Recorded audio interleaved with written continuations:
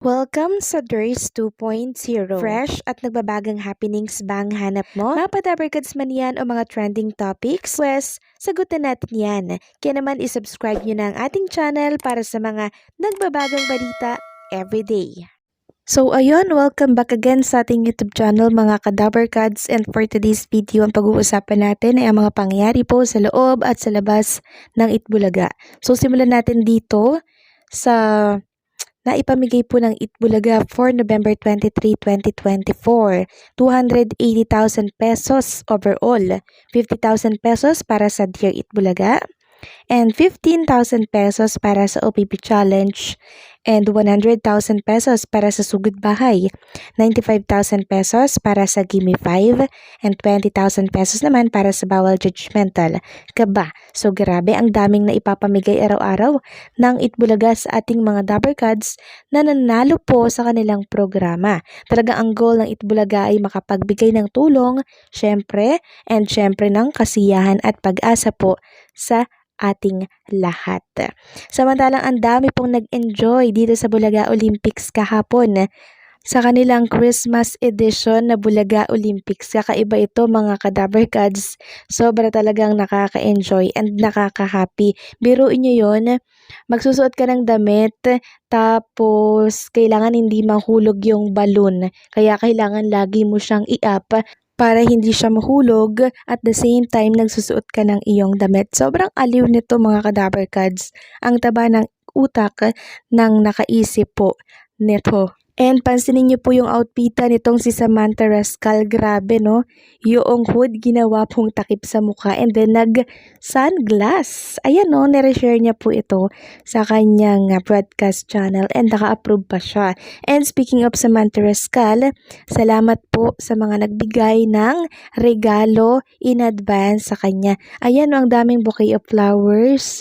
Nasa 3 ata to plus may mga stop toys, and syempre marami pa pong iba. Grabe naman kayo magmahal kay Samantha Rascal. So sa mga gusto pa pong magbigay ng regalo kay Sam, i-message nyo lamang po siya or ibigay nyo na lamang po dyan sa TV5, dyan sa guard, and sabihin nyo po para kay Samantha Rascal. Samantalang ayon naman dito sa isang article, back in VST studio, Tito Soto cooking up a new hit. Sabi dito, former Senate President Tito Soto is back at the VST recording studio making music. Soto, also a talented singer and songwriter, is working on a new song alongside his long-time friend, music composer Homer Flores. So si Homer Flores po pala yun. A sneak peek into the creative session has been shared on Soto Instagram page in the snapshot. Soto is seen playing the guitar while Flores is doing his keyboard magic. Nagsama na naman sila a hit coming up, the former senator wrote on Instagram. Also joining the duo in creating a music is Shara Soto, the former senator's daughter. The caption read, Homer Tito with Shara sa VST studio. A new recording as Cooking. Soto is known for his iconic work with BST and Company, the popular Filipino disco band known for hits like Awitin Mo at Isasayaw Ko, Rock Baby Rock, Magsayawan, Ikaw ang Aking Mahal, Ipagpatawad Mo. So lahat yan mga Kadabarkads ay mula sa BST band nitong si Tito Sen. The former senator who is eyeing a Senate comeback in the 2025 elections is also part of the popular comedic trio TVJ alongside Vic Soto and Joey De Leon. Samantalang narito naman ang bagong post ni Daryl Yap sa kanyang Facebook page tungkol sa gagawing pelikula tungkol kay Pepsi Paloma. Sabi niya, handa na ba ang buong bansa sa pelikulang ito? The Rapists of Pepsi Paloma. And mababasa niyo po dito sa kanyang shinare, Hi Direk, how are you? I heard nagagawa kayo ng movie about Pepsi Paloma. Finally, the people deserve the truth. Ano bang truth yung sinasabi po nila? Matagal na pong na-dismiss ang case na to. Ano bang truth doon? Napatunayan na po ito sa hukuman, 'di ba? Na wala pong sala ang Tito Vic and Joey or si Richie D. Horsey Walang sala. Na-dismiss na po ito. Bakit meron pang nagsasabi na deserve daw ng truth? Di ba truth na po yun? So, bakit meron pang nagsasabi dito na deserve ng truth? Let me introduce myself. Apo po ako ni Dr. Ray de la Cruz, ang talent manager ni Pepsi. Ang lola ko, si Leoncia de la Cruz, ay panganay na kapatid ni Dr. Ray. Meron akong information from a credible source from the National Police na ang ng lolo Ray ko ay connected daw sa ni Miss Delia Smith.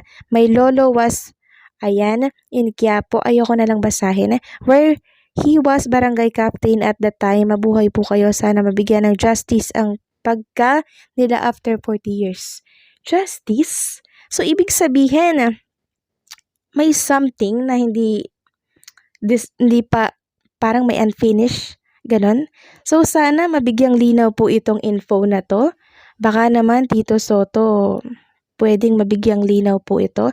Kasi na-dismiss na yung kasong ito, pero bakit may mga ganitong lumalabas pa?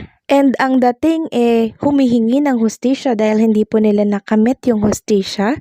Nako, sana magsalita si Tito Sen tungkol dito sa mga lumalabas na mga info na to. Kasi napatunayan na din po ni Coca, kaibigan po nitong si Pepsi, na ginawa lamang yun ni Pepsi para umingay yung pangalan nila.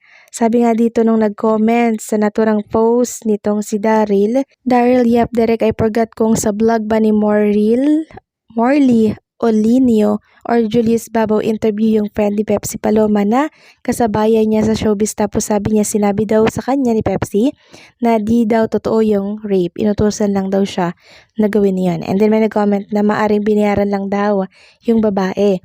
BFF ni Pepsi ay si Sarcy, hindi daw si Cola. Tapos may nireply siya. Doon nga ako nagulat habang ang karamihan ay naniniwala sa rape issue kay Pepsi, pinanindigan niya talaga na nag-confess sa kanya si Pepsi na di totoo yung rape issue bago na dead si Pepsi. Sinabi din daw ni Pepsi na di na kinakaya ng konsensya niya yung ginagawa niya, lalo't mabait sa kanya yung mga dinidiin niya sa kaso. At isa pa, mga Kadaver Kads, na-dismiss na po ito sa hukuman. So dapat hindi na po ito pinag-uusapan pa. Kaya nga sabi ko, sana po mapansin ito ni Tito Soto nang sa ganon ay alam niya po ang gagawin niya dito, no, sa mga ganitong tapos na yung kaso pero parang pinapaingay pa. Samantalang pag-usapan naman natin ang tungkol dito sa Pure Gold. So, nagbigay po sila ng info or statement dito tungkol sa mga bagong product ng kanilang store. Sabi nga dito, palapit ang holiday season. Let's get ready with Sally new product. Sally new product. Find this new item sa Pure Gold mobile app at i-add ang mga ito sa cart. So, yan po mga Kadaver Kads. So, bagong product po yan ng Pure Gold na dapat alam po ng lahat. Samantalang nalalapit na naman po ang pagbabalik ng Pure Gold, ayon po yan sa aking mga nababasa dito po sa mundo ng social media. Maybe, pagpasok po ng taong 2025.